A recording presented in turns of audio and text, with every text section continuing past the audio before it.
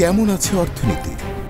ব্যাংকে আমার টাকা নিরাপদ আছে কি? গ্রাহকরা সবসময় নেগলেক্টেড ছিল এই জন্যেই যে যারা ওই যে 5টি বা 7টি ব্যাংকের মালিকানা নিয়েছিলেন তারা ধরেই নিয়েছিলেন বা প্রমাণও করতে চাচ্ছিলেন যেগুলো তাদেরই।